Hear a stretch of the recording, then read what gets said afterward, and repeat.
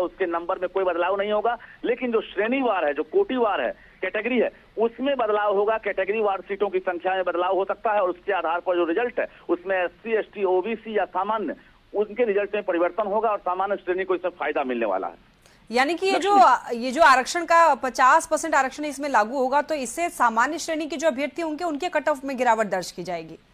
देखिए, पहले से भी 50% ही आरक्षण का जो रोस्टर था उसका पालन किया जा रहा था TRE 1-2 में, और इसमें जातीय गणना के बाद जो है ये मामला हाईकोर्ट तक गया था और हाईकोर्ट ने जो है एक तरह से राज्य सरकार के जो मतलब याचिका है उसको खारिज कर दिया था, और हाईकोर्ट ने खारिज किया तो राज्य सरकार सुप्रीम कोर्ट गई थी और सुप्रीम कोर्ट ने भी हाईकोर्ट के आदेश को एक तरह से फैसले को सही ठहरा दिया था, जिसके बाद माना यह जा रहा था 65% आरक्षण रोस्टर के आधार पर रिजल्ट जारी होगा। लेकिन सुप्रीम कोर्ट के आदेश के बाद यह आरक्षण का रोस्टर अब बदल गया है 50%, और जो EWS का 10% है उसी के आधार पर पुराने नियमों के तहत जो रिजल्ट है वो जारी किए जाएंगे, जिसमें कुल मिलाकर ये कहें कि समय जरूर लग रहा है, लेकिन आरक्षण रोस्टर बदलने के बाद जो रिजल्ट का परसेंटेज है वो सामान्य श्रेणी को उसमें फायदा मिलेगा। SC, ST, OBC को जो TRE 1-2 में हुआ था उसी के आधार पर उनका रिजल्ट जारी होगा।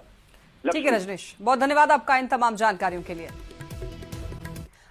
और इस वक्त एक बड़ी खबर आ रही है, शिक्षक अभ्यर्थी परीक्षा से जुड़ी हुई खबर है। TRE 3 परीक्षा के रिजल्ट में देरी होने की खबर सामने आ रही है।